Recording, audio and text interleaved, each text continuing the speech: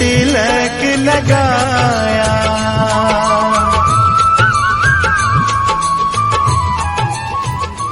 अपने घर की वापसी करवाने के लिए बार बार उनको यहाँ पर इस मूल ज्ञान का प्रचार करने के लिए आना पड़ता है, क्योंकि पवित्र ज्ञान तो पहले से ही चल रहा है।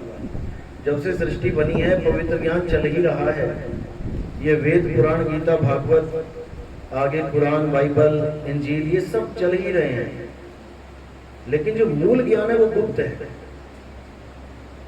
उस गुप्त ज्ञान को उजागर करने के लिए बार बार कबीर साहब इस दुनिया में आते हैं और जिस भी संत को मिलते हैं उसको यही समझाते हैं कि भाई आपको जो मूल ज्ञान समझाया जा रहा है उससे अपना कल्याण करो, और जो आगे कोई ऐसा जीव हो जो अधिकारी है उस चीज का, उसको केवल बताओ।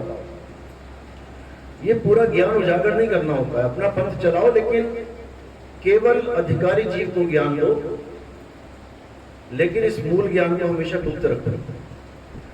प्रचार जो है पवित्र ज्ञान का करो, और जो कोई बिरला हंस हो लगे कि हाँ ठीक है, उसको मूल ज्ञान समझाओ और उसको मुक्त करवाओ। इसलिए बोला धर्मदास मेरी लाख दुहाई और मूल ज्ञान बाहर ना जाई। मूल ज्ञान बाहर जो पढ़ी पिछली पीढ़ी हंस न तरही। पवित्र ज्ञान तुम जग में भागो, मूल ज्ञान गुप्त कर रखो। यानी पवित्र ज्ञान, लेकिन जो इन तीन गुणों से ऊपर उठ जाता है वो सहज ही माया को लांग के सत्य को प्राप्त कर लेता है। लेकिन तीन गुणों से ऊपर है क्या? तीन गुणों से ऊपर क्या है? आत्मदेव। हे अर्जुन, आत्मा अजन्मा है। आत्मा का कभी भी किसी काल में, किसी समय में ना तो जन्म होता है और ना ही आत्मा का कभी मरण होता है। हर चीज से ऊपर है आत्मदेव, बस उसको पहचानना है। जब भेदी गुरु आपके जीवन में आ जाता है तो आपको आत्मज्ञान प्रदान करता है, और परमात्मा का वास आत्मा में बताता है, आत्मा से अलग नहीं। आत्म में राम, राम में आत्म, चीनस गुरमुख विचार। तो इसमें बिल्कुल क्लियर साहब ने बताया है कि आत्मा के अलावा और कोई ज्ञान है ही नहीं। पहले अपनी आत्मा को जान लो, उसी में परमात्मा का वास है। यानी घी का वास दूध में है, तुम दूध को पहचानो और दूध में से घी प्रकट करने की विधि जान लो। तो साहिब कहते हैं तुम्हारा जो राम है वो कहीं और नहीं बैठा, किसी स्वर्ग में, महास्वर्ग में, किसी सतलोक, अलोकलोक, अनामी लोक, ब्रह्मलोक में। वो तुम्हारा राम तुम्हारे पास रमा हुआ है। कहते कस्तूरी कुंडल बसे मरग ढूंढे बन माही, और ऐसे रमता राम है ये दुनिया जाने नहीं। तुम्हारा राम तुम्हारे ही आत्मदेव में विराजमान है, क्योंकि परमात्मा जहां पर भी बैठता है तो वो जगह अमर हो जाती है। उस जगह को कोई नाश नहीं कर सकता। जैसे आपके घर या और किसी के घर इतने सेफ नहीं है जितने प्रधानमंत्री का घर सेफ है, जितना राष्ट्रपति का घर सेफ है, क्योंकि वहां पे पूरी सिक्योरिटी लगी है, कोई परिंदा भी पर नहीं मार सकता। तो इस प्रकार परमात्मा जहां विराजमान होता है वो जगह ही अमर हो जाती है, उसका कोई नाश नहीं कर सकता। तो कहां पर परमात्मा विराजमान है? तुम्हारी आत्मा में। इसीलिए आत्मा को अजर, अमर, अविनाशी बोला जाता है, आत्मा को अडोल बोला जाता है। तो इसी चीज को समझते हुए हमने मूल ज्ञान की तरफ चलना है। पवित्र ज्ञान बहुत कर लिया, जन्मों जन्मों से पवित्र ज्ञान ही करते आ रहे हैं।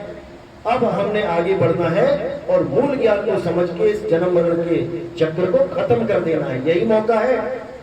अगर ये मौका चूक गए उसके बाद दोबारा मौका जल्दी नहीं मिलने वाला। युगों युग पलट जाएंगे, फिर मौका नहीं मिलेगा। इसीलिए इसी जन्म में हमने निबिड़ा करना है, इसी जन्म में हमने अपनी मुक्ति निर्धारित करनी है। और ये तब होगी जब आप सत्य सत्य का निर्णय करना सीख जाओगे खुद से। कोई और नहीं बताएगा आपको कि नितिन दास सही बोल रहा है कि गलत बोल रहा है। ये आपके अंदर से आवाज आएगी, और अंदर की जब गवाही आ जाएगी आपको, तो याद रखना ये परमात्मा की आवाज है। वही कह रहा है कि जाओ और जुड़ जाओ, और कोई नहीं बताया। किसी और से पूछोगे यही बोलेंगे कि गलत बोल रहा है, झूठ बोल रहा है। लेकिन उनके ज्ञान का लेवल ही इतना होगा जितनी वो सोच रखते हैं। लेकिन जो परमात्मा के विवेकी हंस हैं उनको किसी से पूछने की जरूरत नहीं पड़ेगी। वो खुद जानेंगे कि संतों ने क्या बोला है और नितिन दास क्या बोल रहा है। वो खुद सेल्फ सर्टिफिकेशन लेके आएंगे, खुद से अटेस्ट करके आएंगे अपने सर्टिफिकेट को, अपने विश्वास को। तो चलो सत्संग तो होता ही रहता है यूट्यूब पे भी। अब जो नाम दीक्षा वाले हैं वो हाथ खड़ा कर दें, प्रथम दीक्षा वाले जो पहली दीक्षा लेने के लिए आए। तुम्हें देही ज्ञान से अलग करके तुम्हें विदेही ज्ञान का बोध करा देगा, वही सतगुरु है। उसी का जिक्र गीता में 4 अध्याय 34 श्लोक में कहा गया कि हे अर्जुन, अगर तुम सत्य और असत्य का निर्णय करना चाहते हो, तुम ऐसा गुरु ढूंढ लो जो स्वरूप सिद्ध हो, जिसे पता है कि उसका क्या स्वरूप है। वो अपने आप को देही नहीं समझता। जो अपने आप को देही नहीं समझता, अपने स्वरूप को जानता है, वो तुम्हें भी तुम्हारा स्वरूप लखाने की हिम्मत रखता है। वो बता सकता है कि तुम्हारा क्या स्वरूप है, उसको पाने की विधि क्या है। और एक बार स्वरूप सिद्ध हो जाने पर, एक बार आत्मज्ञान हो जाने पर तुम कभी भी भ्रमित नहीं होते हो। तुम्हें सार और असार का बोध हो जाता है। जैसे दूध को अगर एक बार भी फाड़ दिया जाए, अब उसको दोबारा दूध नहीं कर सकते आप। अब वो पानी नीर क्षीर अलग हो गया, अब सत्य सत्य का निर्णय हो गया। तो यही निर्णय कबीर साहब करने आते हैं और चारों युगों में आते हैं।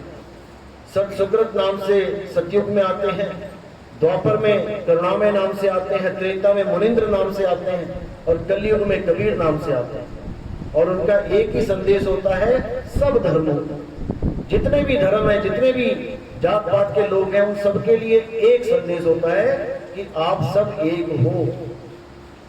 केवल इस 52 अक्षरों की वजह से, इस माया की वजह से एक दूसरे को अलग समझ के, एक दूसरे को अपना दुश्मन समझ के आप झगड़े करते हो धर्म के नाम पे। ये धर्म के नाम पे झगड़े कब खत्म होंगे? जब धर्मों के नाम ही खत्म हो जाएंगे। और धर्मों के जात पात के नाम कब खत्म होंगे? जब इस 52 अक्षर को आप समझ जाएंगे। जब आप 52 अक्षर को समझाएंगे, तब आप जान पाएंगे कि आप भी 52 से परे हो और आपका परमात्मा भी 52 से परे है। तो कहते हैं 52 अक्षर लोक त्रय, सब कुछ इन्हीं माही, और ये आखर घिर जाएंगे, वो आखर इनमें नहीं। जब आप परमात्मा की बात करता है, कोई भी बात करता है, तो 52 अक्षर लाके बीच में रख दिए जाते हैं। कोई कहता है भगवान का नाम लो, तो भगवान का नाम नहीं लेते हैं, 52 अक्षर को बीच में लाके रख देते हैं। 52 अक्षर को भगवान का नाम बना दिया है। अरे ये तब कहां थे?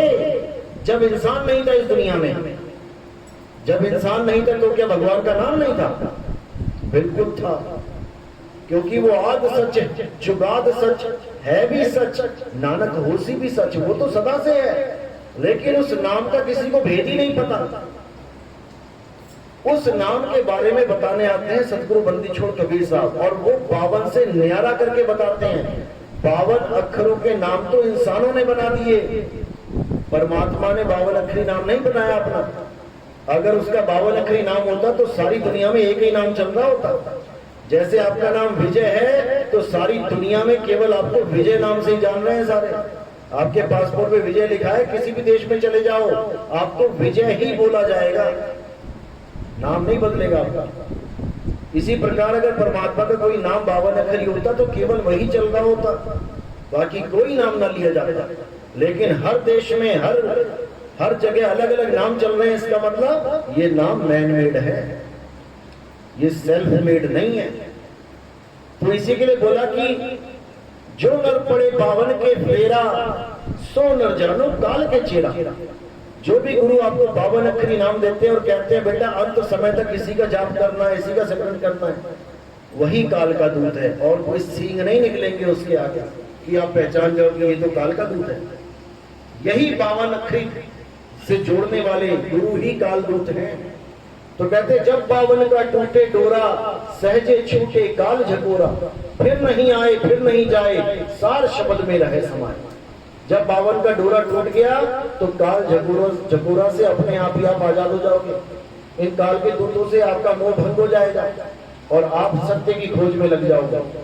सत्य की खोज करोगे तो कहते हैं खोजी हुए तुरंत मिल जाऊं, एक पल की तलाश में। और कहे कबीर सुनो भाई साधो, मैं तो हूं विश्वास में। यानी गुरु आपके सामने बैठा होगा और एक पल में आपको बोध कराएगा कि परमात्मा का स्थान है कहां पे। अब सारी दुनिया से ध्यान हट जाएगा और एक ठिकाने पे ध्यान लगेगा। इसमें थोड़ा समय लगता है, लेकिन प्रोसेस साथ के साथ स्टार्ट हो जाता है। सूरत को बोध हो जाता है कि मेरा मालिक कहां पे है। अब सारी दुनिया फीकी लगने लग जाएगी और अपने मालिक का घर याद रहने लग जाएगा। धीरे धीरे धीरे धीरे परमात्मा ऐसी दया करेगा कि उसको इतना जबरदस्त खिंचाव लगने लग जाएगा कि मेरा मालिक मुझे बुलाना चाहता है, बस हमने उसी वक्त को संभालना होगा है। उसी में बोध होगा, वक्त गंवाना नहीं है, उसी में सूरत धर लेनी है। और धीरे धीरे करके परमात्मा आपको आत्म ज्ञान प्रदान करेगा, जिससे आपको बोध होगा कि मैं शरीर नहीं हूँ, मैं शरीर में रहने वाला, शरीर से भिन्न कुछ और हूँ। तब आपको हर चीज क्लियर होने लग जाएगी, संतों की वाणियां खुलने लग जाएंगी, पता लगने लग जाएगा कौन से संत ने कौन से लेवल की वाणी किस प्रकार के शिष्य को समझाने के लिए बोली। क्योंकि शिष्य सब एक से नहीं होते। आप किसी स्कूल में जाओगे तो LKG से लेकर 12वीं तक के स्कूल में जितने भी शिष्य हैं कहलाते वो शिष्य ही हैं, वर्दी सबने पहनी हुई है। लेकिन जब आप उनसे पूछोगे तो कोई कहेगा मैं LKG में हूँ, कोई कहेगा मैं दूसरी में हूँ, कोई कहेगा मैं 5वीं में, 8वीं में, 10वीं में हूँ। और उनके लेवल के जो ज्ञान है वो बिल्कुल अलग अलग होंगे। उनकी किताबें चेक करोगे, अलग अलग तरह की किताबें लेके बैठे हैं, 5वीं वाले की अलग, 10वीं वाले की अलग, 12वीं वाले की अलग। इसी प्रकार जो आध्यात्मिक स्टडी करते हैं बच्चे, आध्यात्मिक ज्ञान में जो आते हैं, उनका भी लेवल अलग अलग होता है। कोई भूत प्रेतों की पूजा करता है, उसका लेवल बिल्कुल डाउन है। कोई पितरों की पूजा करता है, उसका लेवल थोड़ा सा ऊपर है। जो देवताओं की पूजा करता है उससे थोड़ा सा और ऊपर है। जो 3 गुणों त्रिदेवों की पूजा करता है वो थोड़ा सा और ऊपर है। जो माया की, जग जननी की पूजा करता है वो उससे भी ऊपर है। जो ब्रह्म की, काल की पूजा करते हैं वो 3 लोक में सबसे ऊपर का ज्ञान है। अब जो पार ब्रह्म की बात करते हैं वो सबसे टॉप लेवल का ज्ञान है। और हमारा जो सत्संग है वो पार ब्रह्म परमात्मा के ऊपर ही है। हमारे यहाँ ना तो देवी देवताओं की, ना पितर की, ना 3 गुणों की, ना माया की, ना ब्रह्म की किसी की साधना नहीं कराई जाती। हमारे यहाँ केवल वही लोग एडमिशन लेते हैं जो इन सब साधनाओं को पूरा कर चुके हैं। यानी PhD में केवल उन्हीं का एडमिशन होता है जो पोस्ट ग्रेजुएट कर चुका है। अगर आप नीचे की साधना करके खुश हैं, नीचे की साधनाओं में रमे रहना चाहते हैं, तो इसका मतलब अभी आपका वो लेवल नहीं हुआ है। आप PhD की क्लास के एंट्रेंस एग्जाम में ही फेल हो जाओगे। यानी कि पिछली क्लासें पूरी करो तब आगे बढ़ो। और इसकी क्या निशानी है कि आप पिछली क्लासें पूरी कर चुके हो? उसकी एक ही निशानी है कि आपको ये मूल ज्ञान इतना अच्छी तरह समझ में आने लग जाएगा और पिछली सारी भक्तियों से अपने आप मन उठ जाएगा। बस यही निशानी। अगर सत्संग सुन रहे हो, समझ में भी आ रहा है, लेकिन डर रहे हो कि देवी देवताओं को छोड़ दिया तो क्या होगा, तो समझ जाना अभी तुम्हारा वो लेवल नहीं बना कि तुम इस ज्ञान में आ सको। तुम आ भी जाओगे धक्के से तो तुम 2-3 महीने में खुद बाहर चले जाओगे। यानी कि कोई एडमिशन ले भी ले कॉलेज में, अभी 12वीं का रिजल्ट नहीं आया और एडमिशन ले भी लिया उसने, तो रिजल्ट आने पर अगर वो फेल है तो अपने आप ही कॉलेज वाले साइड में कर देते हैं कि जा बेटा दोबारा से 12वीं करके अच्छी तरह। तो ये वो ज्ञान है, इसको पार ब्रह्म परमात्मा का ज्ञान बोला गया। ये ब्रह्म ज्ञान नहीं है। जितने भी संत देख रहे हैं आप दुनिया में, ये सब ब्रह्म ज्ञानी संत हैं और आपको भी ब्रह्मलोक में ले जाने की तैयारी में बैठे हुए थे। और अगर आप एक बार ब्रह्मलोक चले जाते, दर्शन कर लेते, तो मेरे 1000 बार कहने पर भी ये ज्ञान ना समझ पाते। अभी आप ब्रह्मलोक नहीं पहुंचे हो, इसीलिए आप आगे बढ़ने की कोशिश कर रहे हो। क्योंकि ब्रह्मलोक की महिमा भी आप नहीं जानते कि क्या होता है ब्रह्मलोक। ब्रह्मलोक में पहुंचने के बाद आप ही साक्षात काल भगवान बन जाते हो। फिर ये मन ऐसा शैतान हो जाता है कि मानता नहीं किसी की। ये ज्योत जब दिख जाती है, फिर उस ज्योत को छोड़ने वाला कोई बिरला ही होता है, फिर ये छूटती नहीं है। लेकिन कबीर साहब बिल्कुल साफ कहते हैं कि तुमसे कहूं मैं नाम विचारी, और ना वो ज्योत न पुरुष न नारी। किसी चीज में नहीं उलझना है, ना किसी ज्योत में, ना किसी प्रकाश में, ना किसी अनहद में, ना किसी श्वास में, ना 5 तत्वों में, ना 3 गुणों में, ना 25 प्रकृतियों में, ना मनमाया में, ना इस संसार में। सबसे अपनी सूरत को हटा लो। अब लगानी कहाँ है? अपने आप में। अगर मैंने ये छाती पे हाथ रख दिया तो इसका मतलब ये नहीं कि वो छाती में है। अपने आप यानी मुझ में, मैं कौन हूं, ये तब पता लगता है जब गुरु भेद बताता है आपको कि आप हो क्या।